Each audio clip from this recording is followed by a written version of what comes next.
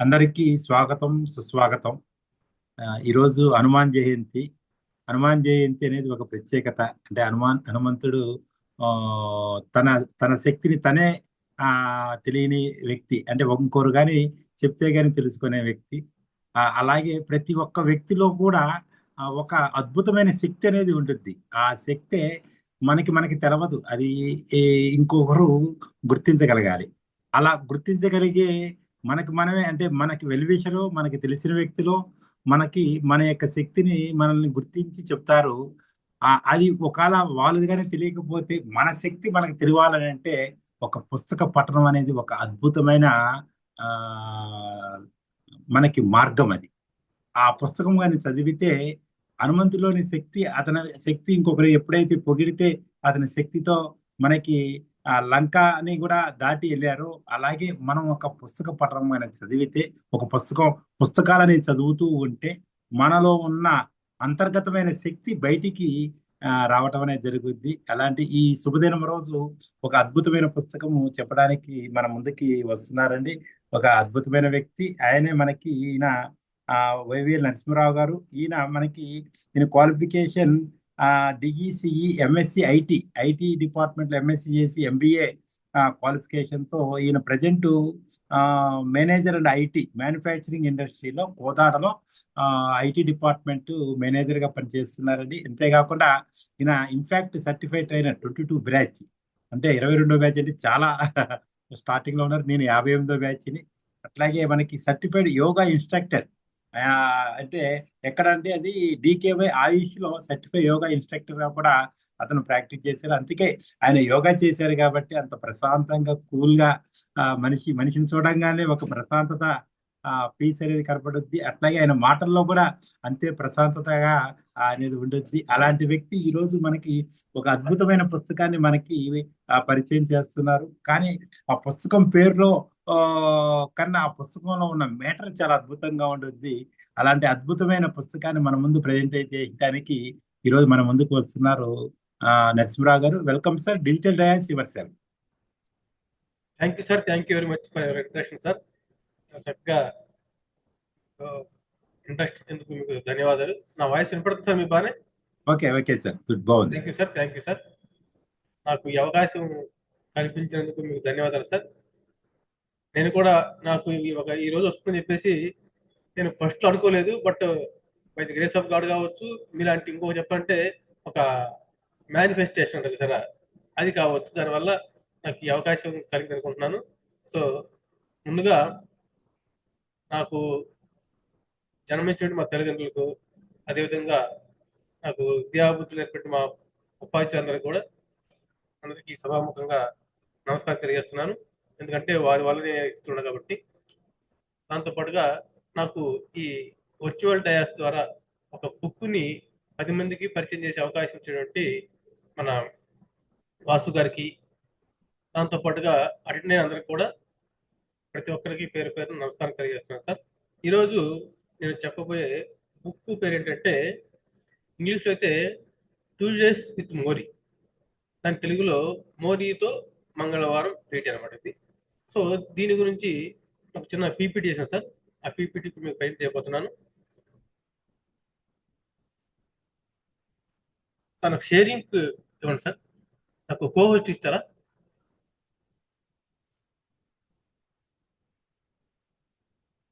అదేవిధంగా రికార్డ్ చేసుకునే ఫెసిలిటీ కూడా.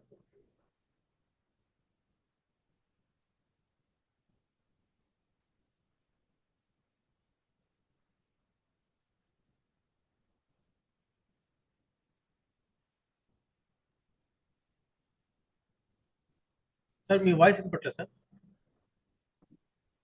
మీకు కోవోస్ట్ ఇచ్చాను sir. Okay, thank you sir. Thank you. Okay sir.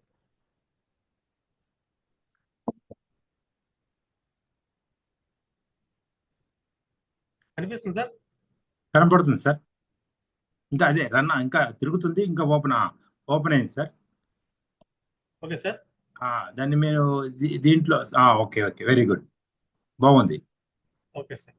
ఈ బుక్ ఫస్ట్ ఏంటంటే సార్, ఇది దీని యొక్క రచయిత ఎవరంటే మిచ్ ఆల్బమ్. అయితే ఈయన పూర్తి పేరు ఏంటంటే Michael David Michael David album అనమాట. అయితే మిర్చి ఆల్బమ్‌కి ఎందుకు మారిందని నెక్స్ట్ చెప్పబోతాను నేను.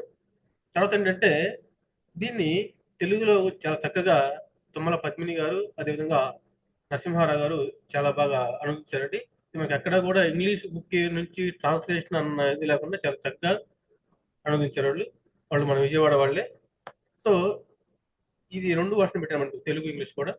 నెక్స్ట్ ఏంటంటే ఈ బుక్ నేపథ్యం ఏంటనేది చెప్పదలుచుకున్నాను. ముందుగా ఇందుట్లో మనకు ఉన్న క్యారెక్టర్స్ ఏంటంటే ఇవంతా లైవ్ అండి. అంటే మనకి జీవితం నేర్పిన పాఠాల గురించి మన మిర్చి ఆల్బమ్ గారు రాసినటువంటి బుక్ అనమాట ఇది. దీంట్లో ఫస్ట్ వాళ్ళ గురువు గారు మోరే, మన ఎప్పుడైతే బుక్ పేరుందో ఆ మోరే స్క్వార్జ్ అనే ఆయన మన మిర్చి ఆల్బమ్ గారికి ప్రొఫెసర్ అనమాట. సో ఆయన దగ్గర ఎలా నేర్చుకున్నారు అనేది ఈ యొక్క కాన్సెప్ట్, ఈ నేపథ్యం. సో ఈయనకేంటంటే ఏఎల్ఎఫ్ అనే ఒక వ్యాధి ఉంటుందన్నమాట. ఇది ఏమవుతుందంటే మనిషిని కింద నుంచి పాదాలు, తర్వాత నడుము ఇదంతా మనకి ఇది ఒక రకమైనటువంటి పారాలసిస్ అనమాట. ఇది ఏమవుతుందంటే కింద నుంచి ఒక్కొక్క భాగం కూడా పారలైజ్ అయిపోయి చివరికి మనిషి చనిపోతారు అనమాట. సో అటువంటి ఒక భయంకరమైన వ్యాధి అనమాట. సో అంత వ్యాధి ఉన్నప్పటికీ కూడా ఆయన ఎక్కడ కూడా ఆయన ఆత్మ స్థైర్యం కోల్పోకుండా ఉంటాడనమాట. సో ఆయన గురించి ఇది ఒక మన చెప్పబోయే కాన్సెప్ట్ అనమాట ఇది. తర్వాత మిర్చి ఆల్బమ్ గారు ఏంటంటే ఈయన రైటర్ అనమాట. ఈయన ఏంటంటే ఈయన కాన్సెప్ట్ ఏంటంటే వీళ్ళిద్దరు అంటే ఈయన ఒక జస్ట్ లైక్ ఒక సగటు వ్యక్తి అనమాట. అంటే డబ్బు సంపాదించుకోవాలి, బాగా కష్టపడాలి, నేను బాగా పైకి రావాలి, నా పేర్లు బాగా రావాలి అని చెప్పేసి పరుగుల జీవితంలో ఉండేటువంటి ఒక వ్యక్తి అనమాట. సో వీళ్ళిద్దరూ ఒక అంటే వీళ్ళిద్దరూ ఎప్పుడు కలిసారంటే అరౌండ్ 1979లో 77లో కలిసారంట వీళ్ళు. ఈయన శిష్యుడు, ఆయనేమో ప్రొఫెసర్. అయితే ఈయన మిసైల్ మిచైల్ డేవిడ్ ఆల్బమ్, ఇంత పెద్ద పేరు పిలవలేక వాళ్ళ ప్రొఫెసర్ అంటే మిక్ అంటారు అనమాట ఆయన. ఆయన కూడా అంటే మోరే అంటారు అనమాట ఆయన కూడా. సో ఆ విధంగా ఏంటంటే ఈయన మిక్ ఆల్బమ్ అయిపోయారు అనమాట. మికైల్ మైకేల్ డేవిడ్ ఆల్బమ్ పూర్తి వల్ల మిచ్ ఆల్బమ్ గా మారిపోయారు అనమాట. సో వాళ్ళు 1978లో కలిసిన తర్వాత 79లో ఏమవుతుందంటే ఆయనకి గ్రాడ్యుయేషన్ అయిపోతుంది అనమాట. మన రైటర్ ఏవైతే ఉన్నారో ఆయనకి గ్రాడ్యుయేషన్ అయిపోతుంది. సో వెళ్తూ వెళ్తూ కూడా ఏమవుతుందంటే ఇద్దరు చాలా బాధగా విడిపోతారు అనమాట. ఎందుకంటే వాళ్ళు అప్పటి వరకు కూడా వాళ్ళ గురు శిష్యులు కాకుండా ఏంటంటే ఒక ఫ్రెండ్స్ లాగా ఫీల్ అయ్యేవాళ్ళు. ఈయనేమో వాళ్ళ గురువు గారిని కోచ్ అని పిలిచేవాళ్ళు. శిష్యుడినేమో ఆయన స్పోర్ట్స్ మ్యాన్ అంటారనమాట, ప్లేయర్ అంటారనమాట. అట్లా ఇద్దరికి అలా కోచ్, ప్లేయర్ అలా పిలుచుకుంటారు అన్నమాట. సో అంత దగ్గర బాండింగ్ ఉండేది వాళ్ళకి. సో వెళ్తా వెళ్తా వాళ్ళ పేరెంట్స్ ని వాళ్ళ ప్రొఫెసర్ పరిచయం చేసి కంట వెంట నిలబెడతారు. అంటే అంత బాండింగ్ ఉండేది అనమాట. అయితే ఆయన ఏమంటాడంటే గురువు గారు, ప్రొఫెసర్ గారు, నువ్వు వెళ్ళిపోయిన తర్వాత నన్ను గుర్తుంచుకో.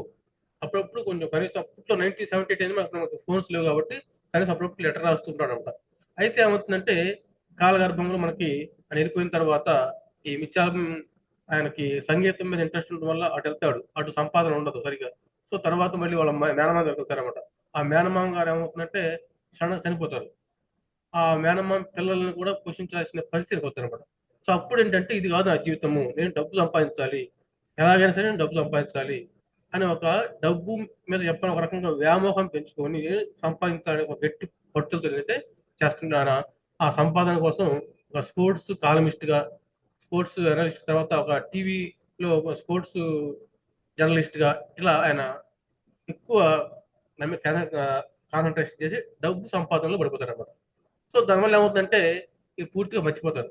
ఫ్రెండ్స్ మర్చిపోతాడు. తర్వాత ఇంకా ఎవరిని కూడా గుర్తుంచుకునే పరిస్థితి లేక అంత డబ్బు సంపాదించాలి ఒక ధ్యేయంతో. ఎందుకంటే వాళ్ళ మేనమామ చనిపోయినప్పుడు డబ్బులు ఇవ్వను అనమాట. సో ఆయన కనీసం ఆయన్ని చివరి సంస్కారం చేయడం కూడా కొంచెం ఇబ్బంది పడతారు. సో అందుకని డబ్బే లోకం అని ఒక గట్టి నమ్మకంతో ఆ సంపాదనలో పడిపోతారు అనమాట. సో ఆ విధంగా ఏమవుతుందంటే పూర్తిగా ఈ గురువు గారిని మర్చిపోతాడు. అయితే కొన్నాళ్ళ తర్వాత ఏమవుతుందంటే ఒక టీవీ షోలో ఈ మోరే గారిని చూస్తారనమాట. ఆ చూసినప్పుడు ఏంటంటే సడన్ గా ఆ ప్రొఫెసర్ గుర్తొస్తారనమాట. తర్వాత ఆయన కలుస్తారు. అయితే ఈ కలవటం అంటే ఈ 16 ఇయర్స్ మధ్యలో ఒక చిన్న స్టోరీ చెప్తాను. అదేంటంటే ఈ 16 అంటే ఆయన నుంచి వచ్చిన తర్వాత శిష్యుడు గురువు గారికి ఏమవుతుందంటే అనుకోకుండా ఆయన 68th ఏజ్‌లో ఆయనకి ఒక చిన్న పారాలిసిస్ లాగా వచ్చేసి ముందు నడవడం కష్టంగా ఉండేదన్నమాట. తర్వాత అప్పటికి కూడా నడవడం కష్టంగా ఉన్నప్పటికి కూడా ఆయన ఏంటంటే ఆ టీచింగ్ మీద ఉన్న వ్యామోహంతోటి ఆహ్, కాలేజీకి వెళ్తూ ఉన్నాడు. రాను రాను ఏమవుతుందంటే ఇంకా చెప్పాను కదా! మీకు ఏంటంటే ఆ పారాలిసిస్ అనేది పైకి వచ్చి కాళ్ళు మొత్తం చచ్చిపడిపోయాయన్నమాట. కాళ్ళు చచ్చిపడిపోవడం వల్ల ఏమవుతుందంటే ఆయన పూర్తిగా మంచానికి పరిమితం. సో అప్పుడు ఆయన ఏంటంటే ఆయన మొఖంలో అప్పటికి కూడా ఏంటంటే చిరునవ్వు పోకుండా అందరికీ నేను నా చివరి డే వరకు కూడా ఏదో ఒకటి అందించాలి అనే ఒక నిర్ణయంతో ఉంటాడనమాట. సో అప్పుడు ఏమవుతుందంటే ఒకసారి వాళ్ళ రిలేటివ్స్ వాళ్ళకి ఏమవుతుందంటే చనిపోయిన తర్వాత మనకి సర్వే పెడతారనమాట. అంటే సంతాప సభ. అది చూసి అందుట్లో అందరూ ఏంటంటే ఆయన్ని పొగుడుతుంటారనమాట. అయితే నాకు డౌట్ వస్తుంది. అంటే నేను చనిపోయిన తర్వాత నాకు పొగిడితే నాకు తెలియదు కదా! నేను తెలుసుకోవాలని చెప్పేసిందంటే ఆయన బ్రతికుండగానే ఒక సంతాప సభ పెట్టుకుంటాడనమాట. వాళ్ళందరూ ఫ్రెండ్స్ అందరిని పిలిచి, రిలేటివ్స్ మొత్తాన్ని పిలుచుకొని సంతాప సభ పెడతారనమాట. ఆ పెట్టినప్పుడు ఏందంటే వాళ్ళు చెప్పే ప్రతి దానికి జాగ్రత్తగా ఆయన ఆనందపడుతుంటాడనమాట. ప్రతి విషయాన్ని తీసుకొని ఆనందపడుతూ ఉండి, వాళ్ళ ఫ్రెండ్స్‌తో బాధపడుతూ ఉండి అంటే నేను ఎంతకాలం బతకను అని తెలుసు కాబట్టి ఆయనకి. ఎందుకంటే డాక్టర్ చెప్పినదంటే వితిన్ 2 ఇయర్స్‌లో ఆయన చనిపోవాలని చెప్తున్నాడు. సరే నేను చనిపోయిన తర్వాత నేను చూస్తానో లేదు కాబట్టి నేను చేసుకుంటా అని చెప్పేసి ఆ సంతాప సభ బతికుండగానే ఇది ఒక రికార్డ్ అనమాట అప్పట్లో. బ్రతికుండగానే సంతాప సభ అని చెప్పేసి ఇది ఒక న్యూస్ పేపర్ వద్దనమాట. ఆ న్యూస్ పేపర్ చూసి ఏమవుతుందంటే టీవీ వాళ్ళు ఆయన ఇంటర్వ్యూ చేస్తారు. ఆ ఇంటర్వ్యూని అది ఎప్పుడిది ఆఫ్టర్ ఈ గురు శిష్యులు విడిపోయిన తర్వాత 16 ఏళ్ళకి అంటే 1995లో ఆ ఇంటర్వ్యూ చూస్తున్నాడు ఆయన శిష్యుడు. చూసి అయ్యో నేను మర్చిపోయాను చెప్పేసి మా గురువు గారికి ఏమని చెప్పేసి అప్పుడు హడావుడిగా అంటే ఆ బిజీ లైఫ్ లో కూడా ఎట్టి పరిస్థితుల్లో ఆయన కలవాలని చెప్పేసి వచ్చి కలుస్తారన్నమాట.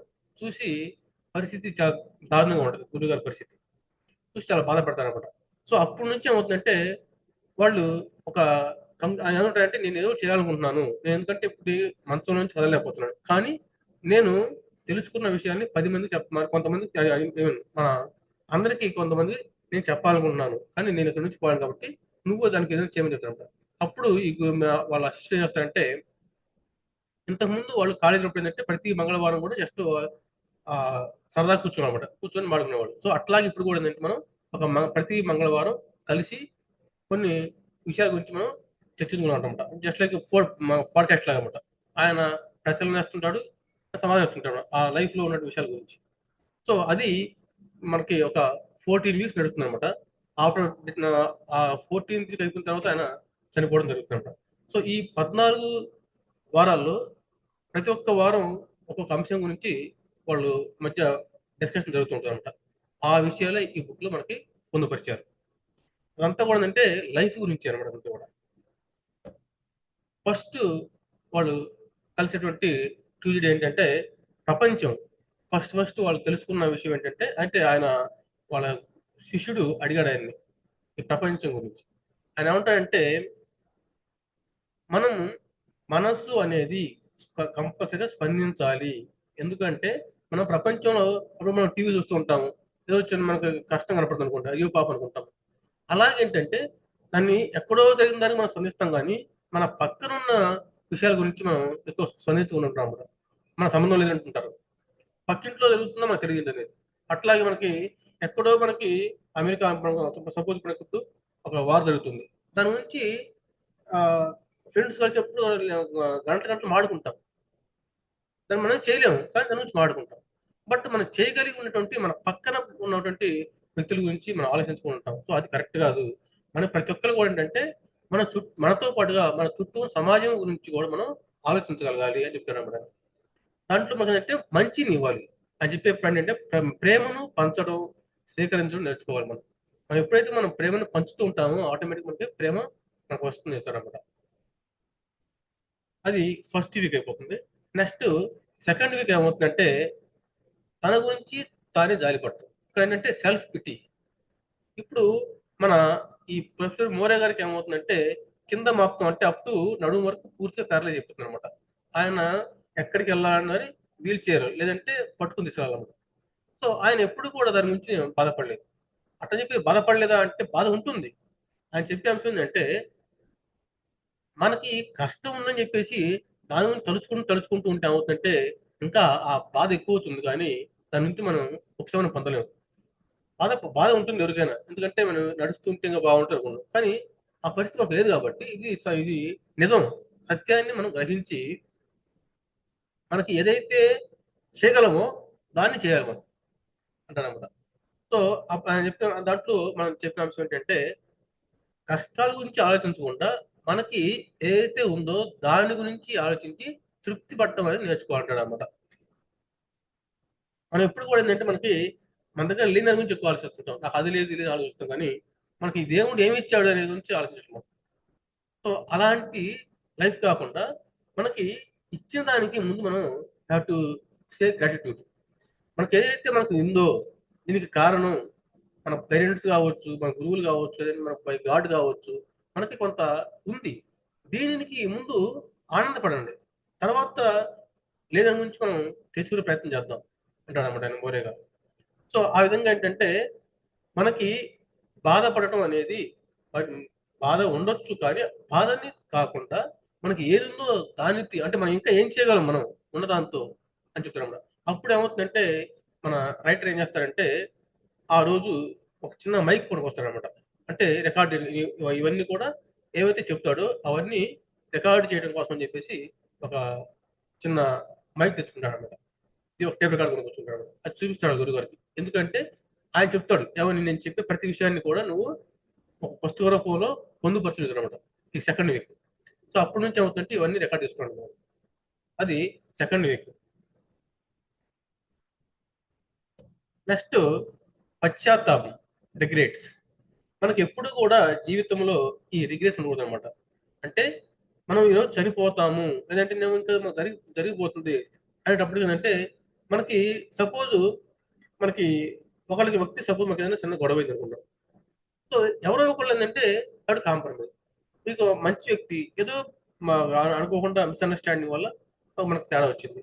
సో అప్పుడు ఏంటంటే నువ్వే ఒక మెట్టు దిగొచ్చు కాబట్టి తప్పలేదు అందులో.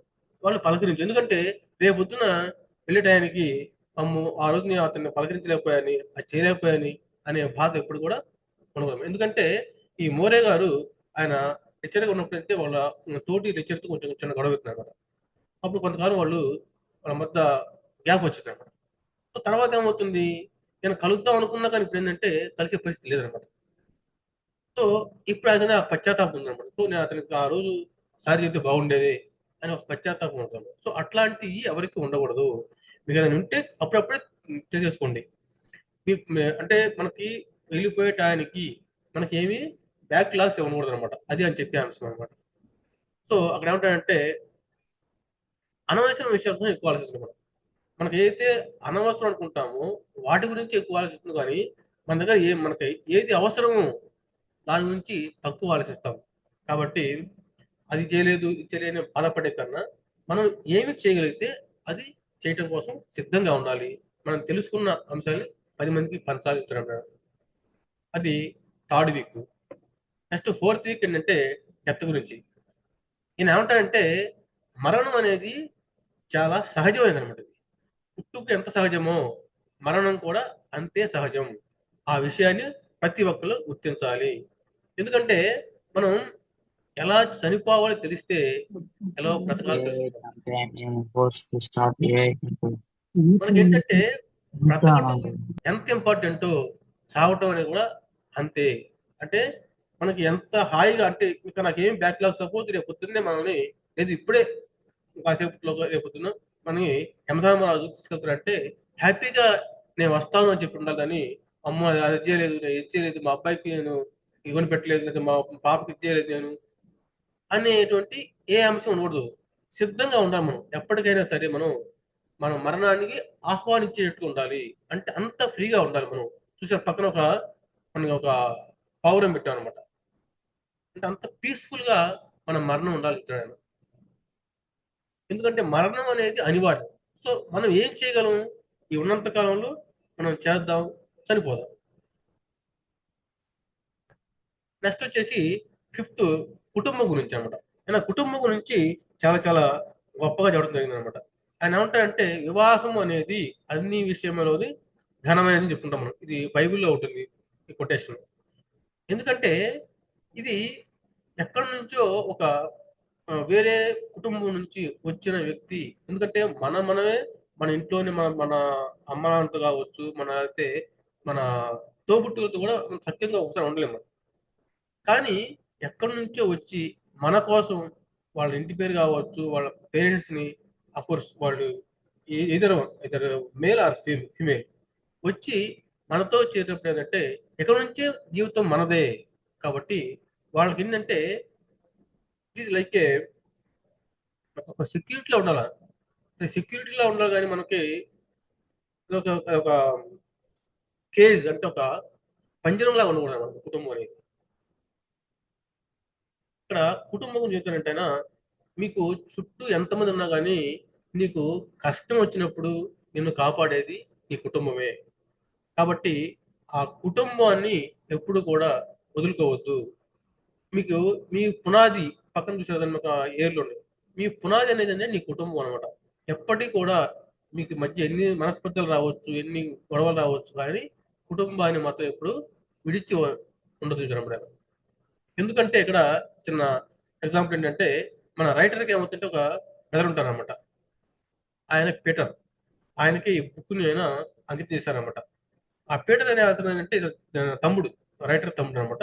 అతను చిన్నప్పుడు ఏమవుతుందంటే ఈ ఇంట్లో చిన్న డిస్కషన్ రావడం ఏంటంటే ఇంట్లో చనిపోతారనమాట. బట్ చిన్నప్పుడు వాళ్ళిద్దరూ బాగా కలిసి ఉండేవాళ్ళు. బాగా థిక్ ఫ్రెండ్స్ అనమాట ఇద్దరు చెప్పాలంటే. అటువంటి వాళ్ళు కూడా ఏందంటే ఈ చిన్న ఒక డిస్ప్యూట్ రావడం వల్ల ఇంట్లో నుంచి వెళ్ళిపోతారనమాట. ఆయన వెళ్ళిపోయి వేరే దేశంలో బతుకుతుంటాడనమాట. ఎప్పటికీ వాళ్ళ మధ్య కమ్యూనికేషన్ లేదు. ఎప్పుడోసారి ఆయన రాస్తే ఒక లెటర్ రాస్తుంటాడు. లేకపోతే లేదు అట్లా కమ్యూనికేషన్ లేదనమాట. సో దానివల్ల ఏమవుతుందంటే గ్యాప్ పెరిగిపోయి చివరికి ఆయనకి క్యాన్సర్ వస్తుంది ఆ బ్రదర్‌కి. అది వాళ్ళకి తెలీదు. తెలిసి కొంచెం టైం పడుతుంది.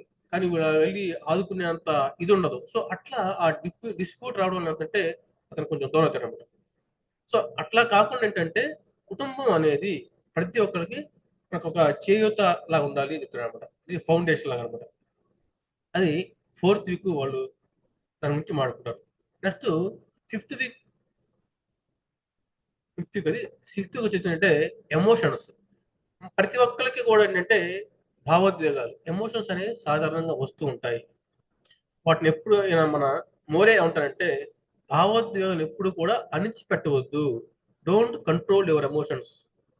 వాటిని పూర్తిగా అనుభవించండి. తర్వాత వదిలేసేయండి. అంటే సపోజ్ మీకు ఇది ఇది బాధ పుస్తక వచ్చింది. దాని గురించి బాధపడండి. ప్రతి ఒక్కళ్ళు ఏడుపు ఏదో ఒకళ్ళు. వచ్చింది పూర్తిగా ఏడవండి. తర్వాత దాన్ని మర్చిపోండి. సపోజ్ ఒక విషయం బాగా నీ మనసు బాగా గాయపరిచింది. ఏడుపు వస్తుంది. ఏడ్చేసేయండి బాగా. అప్పుడు ఏమవుతుందంటే పూర్తిగా వెళ్ళిపోతుంది బయటికి. Then detach. అంతేగాని దాని గురించే ప్రతి ఆలోచిస్తూ ఎక్కువ సమయం దాని మీదే ఆలోచన వల్ల ఏమవుతుందంటే మనసు పాడైపోతుంది. ఆరోగ్యం పాడైపోతుంది. కాబట్టి just detach from the emotion. ఎమోషన్‌ని ఫీల్ అవ్వు. తర్వాత డిటాచ్‌మెంట్ అయిపోవాలి అని ఆయన ఈ భావోద్వేగం చెప్తున్నారన్నమాట. Next ageing. ఇది ప్రతి ఒక్కళ్ళని కూడా ఏంటంటే బాధ పెట్టే అంశం. వృద్ధాప్యం. అమ్మో! నేను ముసలోడైపోతున్నాను. నా వెంట్రుకలు తెల్లబడిపోతున్నాయి. నేను నడవలేకపోతున్నాను.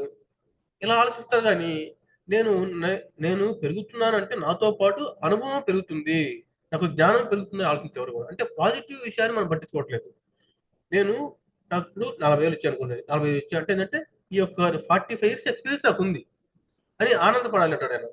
అంతేగాని అమ్మో! నాకప్పుడు 40,000 వచ్చినాయి, 50,000 వచ్చినాయి, 60,000 వచ్చినాయి నేను సరిపోతానా? అంటే నేను ముసలోడు నాదేముందిలే ఇంక అయిపోయిందిలే నేను ముసలోడిని. ఇలాంటి భావన ఎప్పుడు కూడా వద్దనమాట. ఎందుకంటే మనకి కేఎఫ్‌సి తెలిసినట్టు అందరికి కూడా. కేఎఫ్‌సి అనే అంటే ఆఫ్టర్ రిటైర్మెంట్ తర్వాత ఆయన ఆయన వ్యాపారాన్ని ప్రారంభించారనమాట. సో అట్లా ఏంటంటే మనకి వయసు అనేది ఒక నంబర్ మాత్రమే. దాని గురించి ఎప్పుడు కూడా మనం ఆలోచించకూడదు.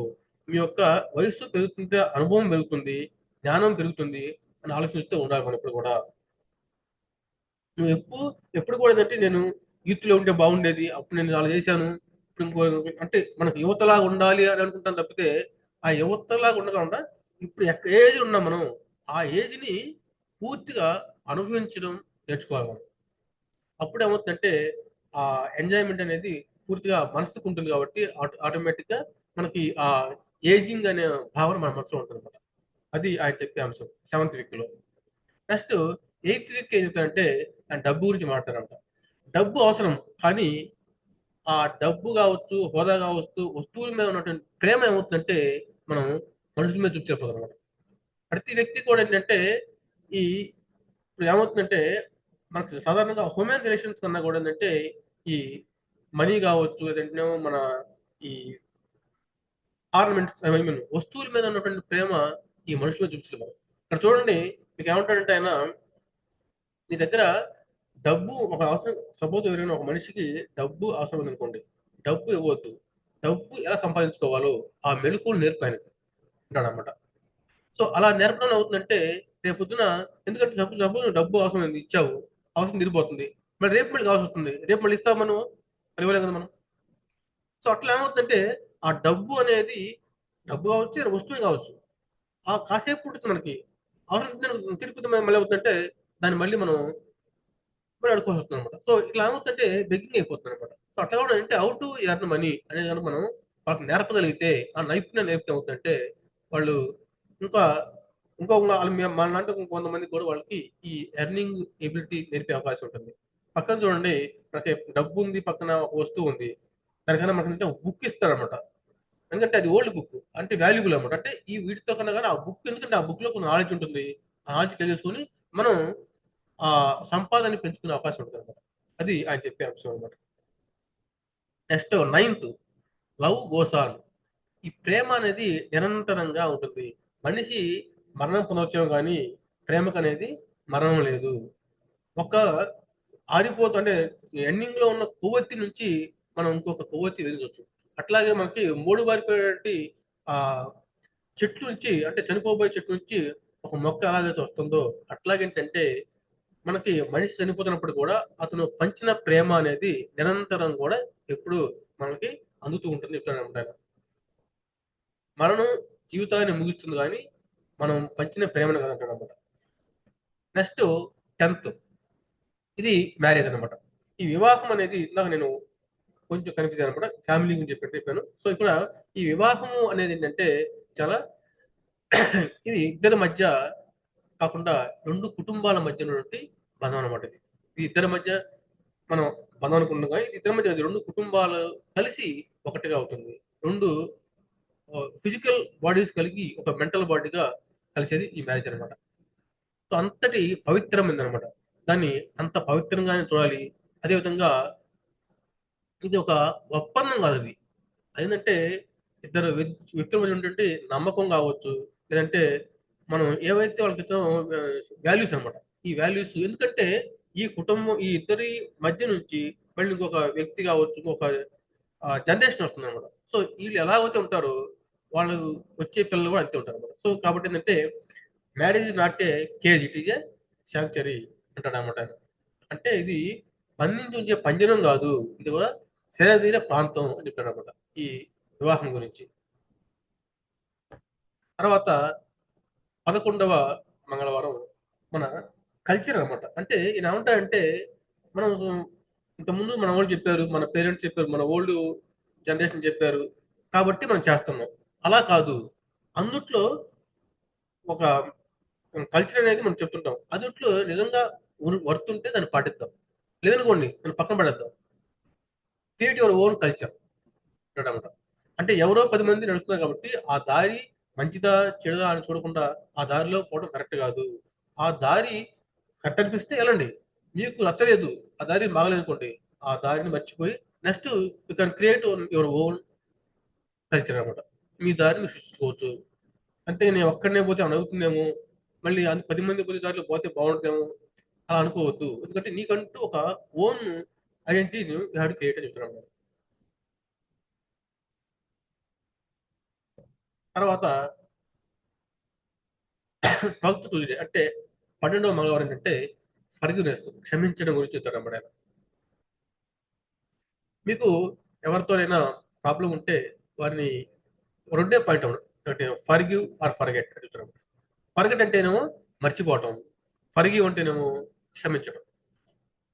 నువ్వు ఎదురు వ్యక్తి చేసిన తప్పు అనిపిస్తుంది అనుకోండి, వాళ్ళని కనుక అది మర్చిపోగలవు అనుకో, ఓకే మర్చిపో, బెటర్. లేదు మర్చిపోలేకపోతున్నావు, క్షమించేసిన వాళ్ళని, అంతేగాని వాళ్ళ మీద పగ ప్రతీకారాలు, కోపాలు అన్ని పెంచుకొని వాళ్ళు ఏదో మనకు చేయాలని చెప్పేదంటే అది మనల్ని రహిస్ట్ చేస్తుందన్నమాట. ఈ ఇలా క్షమించడం అవుతుందంటే మనం ఎప్పుడైతే వాళ్ళని క్షమించడం నేర్చుకుంటామో ఆటోమేటిక్‌గా మనసు ప్రశాంతంగా ఉంటుంది. మన ఆరోగ్యం బాగుంటుంది. అంటే మనం ఇతరులని క్షమించడం వల్ల వాళ్ళకి ఎంత లాభమో మనకు తెలీదు గానీ, మనకు మాత్రం చాలా లాభం వస్తుందన్నమాట. సో, ప్రతి వ్యక్తి కూడా ఏంటంటే ఈ క్షమాగుణాన్ని అలవరుచుకోవాలి. అప్పుడు ఏమవుతుందంటే మనం ప్రశాంతంగా జీవితాన్ని సాగిస్తామన్నమాట. అయితే ఈ క్షమించడం ఏంటంటే ఇతరులను కాదు, నిన్ను కూడా క్షమించుకోవాలి. సపోజ్ నువ్వు తప్పు చేశావనుకోండి. దాని గురించి ప్రతిసారి నేను అయ్యో! అది చేశానే, అది చేయకపోతే బాగుండేదే అని పదే పదే అట్లా అనుకోవడం వల్ల ఏమవుతుందంటే ఇంకా మనం మానసికంగా డల్ సరే అయిపోయింది అయిపోయింది. గతం కలహ అని అనుకోని మనల్ని మనం క్షమించుకోగలిగితే ఏమవుతుందంటే మనం పీస్‌ఫుల్‌గా మన జీవితం సాగిపోతుందన్నమాట. అది ఈ క్షమించడం గురించి చెప్తాడన్నమాట.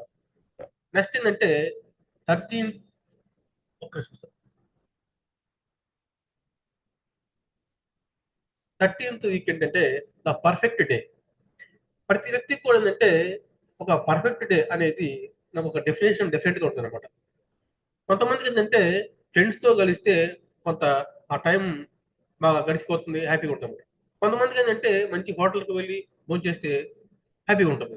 కొంతమందికేంటంటే సరదాగా మనకి ఒక వానలో తడవటం కావచ్చు. లేదంటే వాళ్ళ ఇష్టం అన్నమాట. అంటే మనకి ఏదైతే ఇష్టమవుతుందో అంటే ఏది చేస్తున్నప్పుడు మనం టయాన్ని మర్చిపోతామో దట్ ఈస్ అవర్ పర్ఫెక్ట్ అనమాట. అంటే ఏది చేస్తున్నప్పుడు మనకి మన చుట్టుపక్కల వ్యక్తులు కావచ్చు, టైం మర్చిపోయి ఆనందంగా చేస్తుంటామో దట్ ఈస్ అవర్ పర్ఫెక్ట్. అంటే పరిపూర్ణమైనటువంటి ఆనందం అనమాట. ఆనందాన్ని పొందే టైం అనమాట. సో, అట్లా ఏంటంటే మనకి ఒక్కడే కూర్చొని మనకి అప్పుడు అంటున్నాం మనం. మనకేంటంటే మనకి ఒక మనకి ఎంతో కొంత ఐ మీన్ ఒక గిఫ్ట్ సపోజ్ ఏదన్నా ఎగ్జాంపుల్ చెప్పాలంటే మనకి ఒక దాన్నేమంటారు ఎగ్జాంపుల్ సపోజ్ మనం నెలకొక 1,00,000 సంపాదించామనుకోండి. దానికన్నా కానీ ఏమవుతుందంటే ఒకసారి మన పాప తన ఫస్ట్ సాలరీ తీసుకొచ్చేసి ఒక మన సపోజ్ ఏదన్నా ఒక షర్ట్ కావచ్చు, లేదంటే ఇంకేదన్నా ఒక వాచ్ కావచ్చు కొనిస్తుందంటే మనకి నెలకి సంపాదించే రూ. 1,00,000 కన్నా గానీ మన పిల్లలిచ్చినటువంటి ఈ యొక్క వస్తువు మీద మనకి ఎక్కువ ఆనందం ఉంటుందంట. ఎందుకంటే చిన్న విషయం అది. అంటే ఈ 1,00,000తో పోలిస్తే ఈ వాచ్ అనేది చిన్నదే. కానీ ఆ వాచ్‌ని పొందిన ఆనందం అనేది చాలా ఎక్కువగా ఉంటదన్నమాట. సో, అలాంటి ఆనందాలు. ఒకసారి ఏమవుద్దంటే మన పిల్లలు అడుగుతారు. నాన్న మనం సరదాగా బయటికెళ్దాం అంటారు. మనం వద్దంటుంటాం. లేదు ఒకసారి మా మిసెస్ అడుగుతుంటుంది ఇంట్లో. అందరం కలిసి సరదాగా ఏదన్నా సినిమాకెళ్దాం అని అంటారు. కానీ వాళ్ళని వారిస్తుంటాం మనం. ఎందుకు అనవసరంగా డబ్బులు వచ్చైపోతాయి అని అంటారు. కానీ ఏందంటే దాంట్లో వచ్చే ఆనందం అనేది ఈ డబ్బుతో పోలిస్తే డబ్బు కన్నా ఎక్కువ ఆనందం వస్తుంది. మనకేమవుతుందంటే మేము ఫ్యామిలీ మొత్తం కలిసి ఒక సినిమా చూసాము. అందరం కలిసి ఒక పిక్నిక్‌కెళ్ళాము అనే ఆనందంతో పోలిస్తేనంటే మనం ఖర్చు పెట్టిన అమౌంట్ పెద్ద కష్టం కాదనమాట. సో, అటువంటి చిన్న చిన్న ఆనందాలను కూడా మనం ఎవరు కూడా మిస్ కావద్దంటాననమాట. మీరు మిస్ కావద్దు. మీ ఫ్యామిలీ కూడా అలాంటి చిన్న చిన్న ఆనందాలను ఎప్పుడు కూడా మిస్ చేయొద్దంటాననమాట. మనం ఏం చేస్తామంటే ఏవో లక్ష్యాలు పెట్టుకుంటాము. మనం 1,00,00,000 సంపాదించాలనుకుంటాం. సంపాదించుకుని దాని గురించి ఎక్కువ ఆలోచిస్తుంటాం తప్పితే ఈ చిన్న చిన్న ఆనందాలను మనం మర్చిపోతుంటామనమాట. సో, వాటిని ఎప్పుడు కూడా ఈ చిన్న చిన్న విషయాలని, చిన్న చిన్న ఆనందాలను ఎప్పుడు కూడా మిస్ చేసుకోవద్దు. మీ కుటుంబాన్ని కూడా ఇది మిస్ చేయొద్దనమాట. That is the perfect day చెప్తుంటాను. నెక్స్ట్ ఇది 14థ్ డే అన్నమాట. 14థ్ అంటే ఇది అంటే ఆయన ఈ గురు శిష్యులు ఇద్దరు కలిసినటువంటి లాస్ట్ డే అన్నమాట ఇది. లాస్ట్ వీక్ అది. ఎందుకంటే అప్పటికే ఆయనకి పూర్తిగా పైన ఈ శరీరంలోని అన్ని భాగాలు దర్దాపుగా పనిచేయడం మానేస్తుంటారనమాట.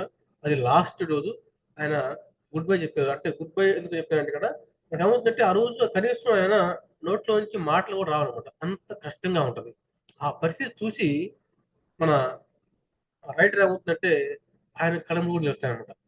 అప్పుడు దాకా ప్రతి వారం కలిసినప్పుడల్లా ఆనందం గడిపేటువంటి క్షణాలు ఒకసారిగా ఉద్రేకంగా మారిపోయి ఆయన చాలా బాధతో ఏడుస్తుంటాడనమాట.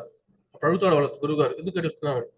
"సార్ మీరు చెప్పారు కదండీ! ఏ ఆనందం వచ్చినా, బాధ వచ్చినా వాటిని పూర్తిగా అనుభవించమని చెప్పారు. అందుకని ఏంటంటే నాకు ఆ మనసులో ఉన్న దుఃఖాన్ని ఇప్పుడు ఆపుకోలేకపోతున్నాను నేను" అని చెప్పేసి ఆయన పూర్తిగా ఏడ్చేసేసి గురువుగారికి నమస్కారం చేసి వెళ్తాడనమాట. అది వాళ్ళ లాస్ట్ మీటింగ్ అనమాట. ఆ తర్వాత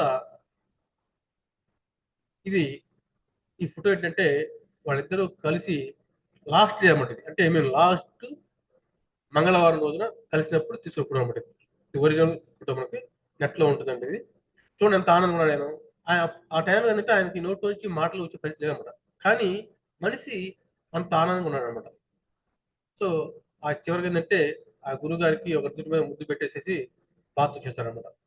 సో ఆ తర్వాత ఏమవుతుందంటే నెక్స్ట్ శనివారం అంటే వాళ్ళు కలిసినటువంటి మంగళవారం వచ్చేటువంటి శనివారం పూట ఆయన 1995లో ఆయన చనిపోయారు అనమాట గురువు గారు.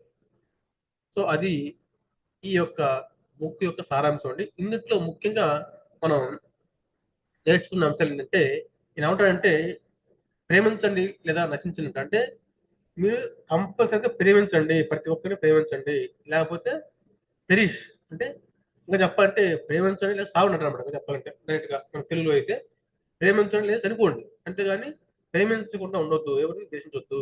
లవ్ లవ్ లవ్ చెప్తారు ప్రతి చాప్టర్ లో కూడా. ఈ లవ్ అనే కాన్సెప్ట్ అయినా బాగా చెప్తారు అనమాట. తర్వాత జీవితంలో ఎదురు అనుభవాలు మనం ఎలా స్పందిస్తాం అనే దాన్ని బట్టి మన జీవితం నిర్దేశించబడుతుంది. అంటే మనకి స్పందన అనేది డిఫరెంట్ గా ఉంటుంది. ఒక అంశం గురించి నేను ఒక రకంగా స్పందించవచ్చు, మన వాసు గారి ఒక రకంగా చెప్పొచ్చు, మన రావు గారి ఒక రకంగా చెప్పొచ్చు. సో అట్లంటే ఎవరి స్పందన వారిది. దాన్ని బట్టి ఏమవుతుందంటే మీ యొక్క జీవితం అనేది లక్ష్మీ రెడ్డి దగ్గర 100 రూపాయలు తీసుకున్నా, 100 రూపాయలు ఇచ్చిన ఒక 10 రూపాయలు అంటే లేవులే అన్ని వచ్చినా తర్వాత నేను మళ్ళీ నెట్టమండి. జీవితానికే కాదు మరణానికి కూడా ఒక అర్థం ఉందా అంటాడు ఆయన. తర్వాత మనిషి దీపంలా ఒంటరిగా ఉండకూడదు, దీపంలా 10 మందికి వెలుగును పంచాలి. ఇవన్నీ ఏంటంటే ఇంగ్లీష్ నుంచి తెలుగుకి అంటే ఆ ఎసెన్స్ తీసుకొని మన తెలుగులో తీసుకుంటాం సార్ బట్టి కూడా. సో తర్వాత ఒక మంచి గురువు మన ఆలోచన దృక్పథాన్ని మార్చగలడు. అంటే ఇంతవరకు మన ఎవరైతే ఆదరణ ఉన్నారో ఆయనకి ఏంటంటే అప్పుడు దాకా కూడా డబ్బు డబ్బు డబ్బు ఇదే ప్రపంచంగా బతికాడనమాట. అటువంటి మనిషి ఎప్పుడైతే ఈ గురువు గారిని కలిచాడో అంటే ఈ 14th 14 వారాలు ఆయనతో కలిసి ఉండటం వల్ల ఆయన పూర్తిగా మారిపోయాడు అనమాట.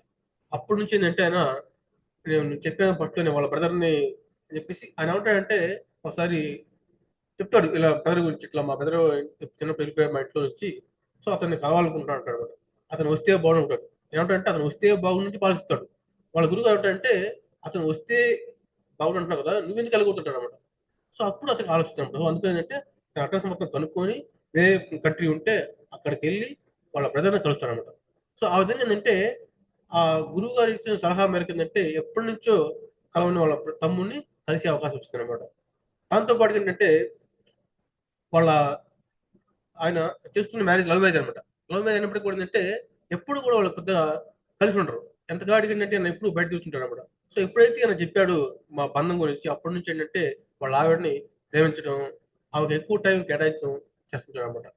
సో అట్లా ఈయన ఏమంటాడంటే ఇప్పటికే మనం ఇవన్నీ మనకేంటంటే మన ఆత్మీయతలు అనేవి మనకి ఇప్పుడు తెలియదు. ఎప్పుడైతే మనకు ఒక చర్మాంకం వస్తామో అప్పుడు ఏంటంటే ఇవన్నీ మనం నెమరు వేసుకొని బాధపడుతుంటాం కాబట్టి ఆ బాధ రాకుండా అంటే ఇప్పటి నుంచే have to enjoy your life అనమాట. ప్రతి అంశాన్ని ప్రతి నిమిషాన్ని కూడా ఆనందంగా గడిపే ప్రయత్నం చేయాలని చెప్పారు. ఎందుకంటే అంటే మీరు ఎవరైనా సరే ఆయన మన రైటర్ యొక్క లాస్ట్ పాయింట్ ఏమంటాడంటే మీకు ఈ బుక్ నచ్చితే మీకు అవకాశం ఉంటే మీ అంటే ఎంతో కాలం నుంచి మర్చిపోయిన ఫ్రెండ్ కావచ్చు, లేదంటే ఎవరినైనా మీకు బాగుపడి ఉన్నట్లు మీ యొక్క రిలేటివ్స్ కావచ్చు అని ఉంటే వాళ్ళతో ఒకసారి మాట్లాడి చూడండి. వాళ్ళ స్పందన చాలా అద్భుతంగా ఉంటుంది చూడండి. ఎందుకంటే వాళ్ళ తమ్ముడు కలిసారు కాబట్టి. సో ఆ విధంగా ఏంటంటే ఇది ఒక లైఫ్ లెసన్ అని చెప్పేసి చెప్పాడు అనమాట. అది ఈ బుక్ యొక్క సారాంశం అనేది.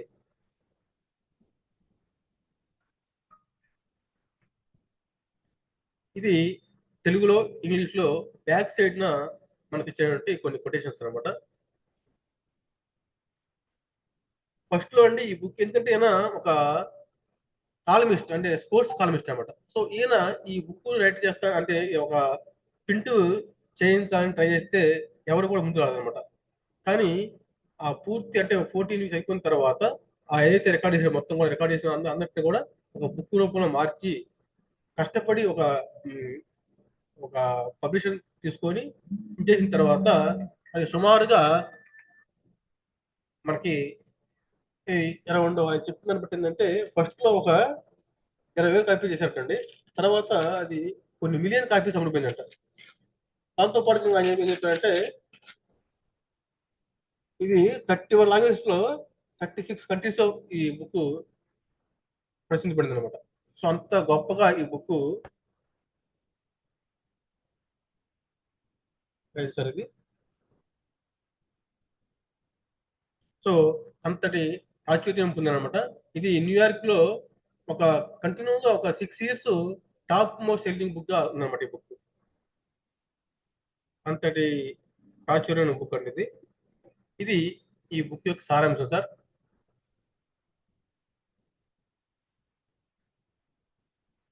ఒక్క నిమిషం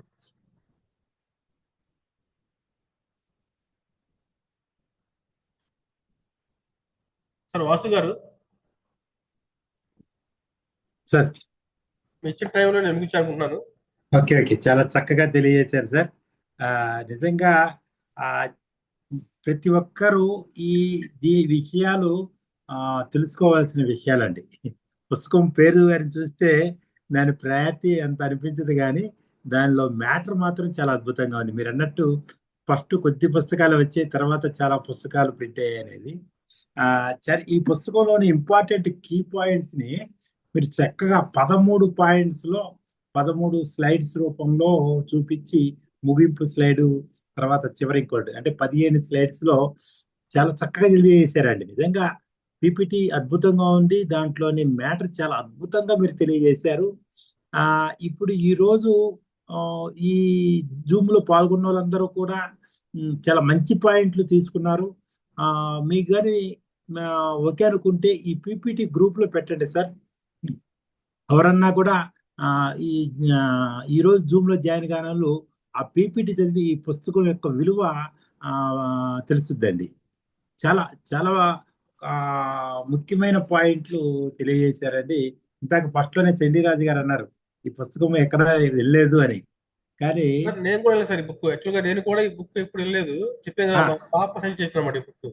ఓకే ఇది అంటే మనకేంటంటే ముఖ్యంగా ఇది మధ్య వయస్సుల వరకు చాలా బాగా అనిపిస్తుంది. అంటే 30s 40s ఉన్న వాళ్ళకి ఏంటంటే ఈ బుక్ బాగా అర్థవంతం అవుతుంది, బాగా ఉపయోగపడుతుంది అని చెప్పి అనిపించింది సార్. అవును, నేను ఈ బుక్ తీసుకోవడం సార్. ఇక్కడ మీరు ఈ పుస్తకం మీరు ఇచ్చినప్పుడు కింద ఒక గురువు ఒక శిష్యుడికి నేర్పిన జీవిత పరమార్థం, ఆ పాయింట్ తీసుకొని ఈ పుస్తకంలో ఏదో స్టఫ్ ఉందని అనుకున్నాను సార్ నేను.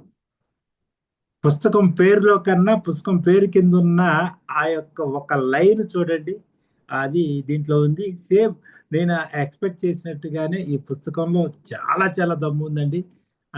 చాలా చాలా మంచి పుస్తకాల యొక్క పక్కన చేర్చవలసిన పుస్తకం ఇది. అలాంటి అద్భుతమైన పుస్తకాన్ని చాలా చక్కగా పరిచయం చేశారు మీరు. వీలైతే పీపీటీని మన గ్రూప్ లో పెట్టండి సార్. తప్పకుండా సార్.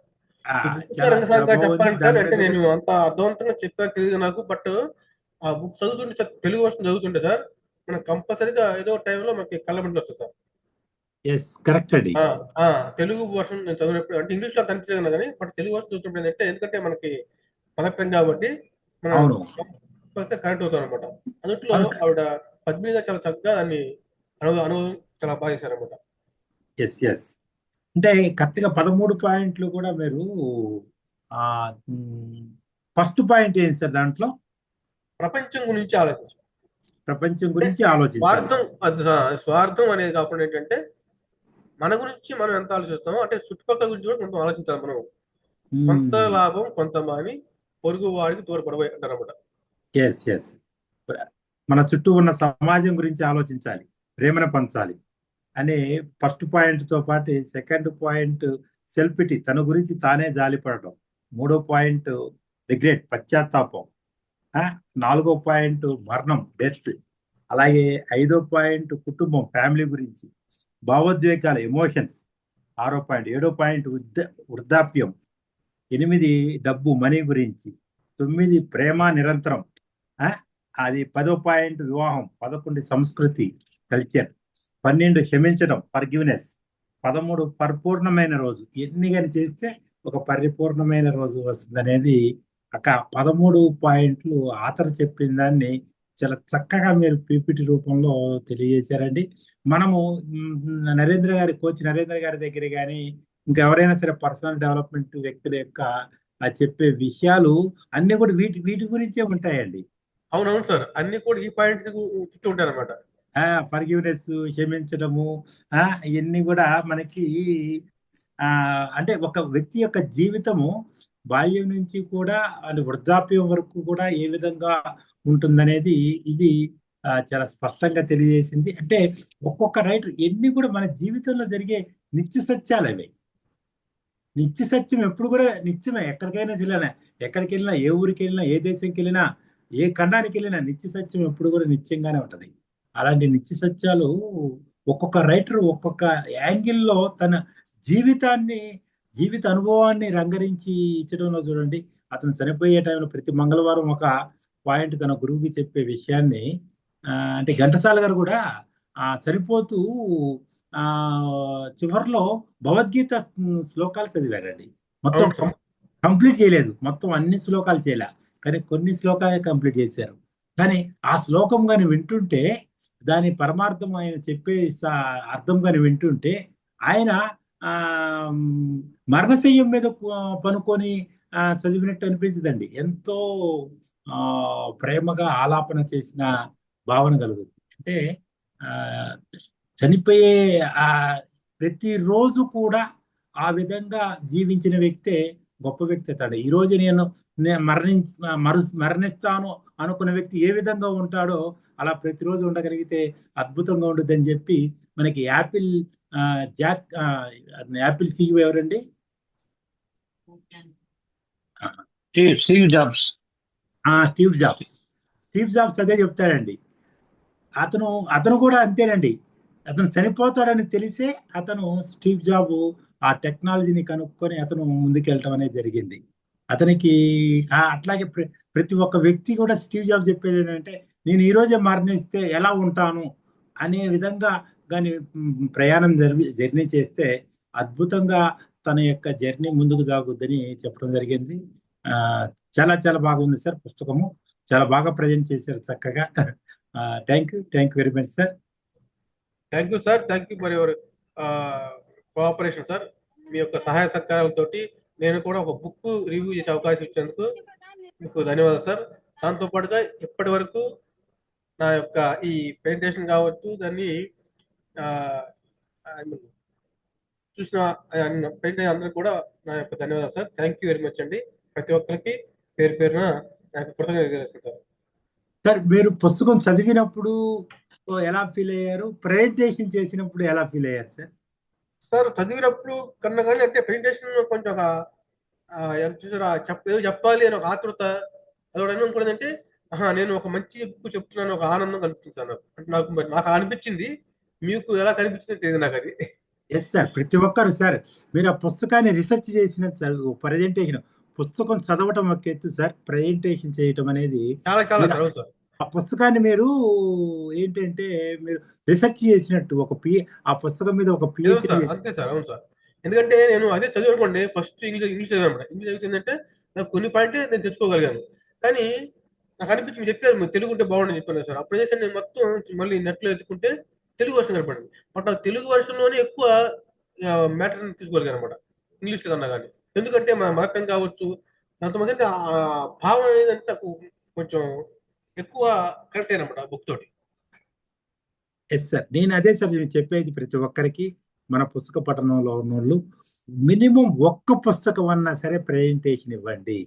ఏదైనా ఒక పుస్తకం, ఆ పుస్తకం మీరు ప్రాజెక్ట్ వర్క్ చేసినంత నాలెడ్జ్ వస్తుంది.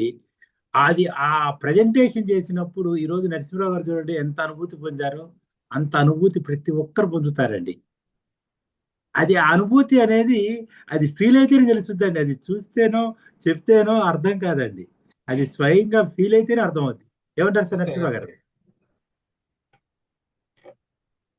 Thank you sir.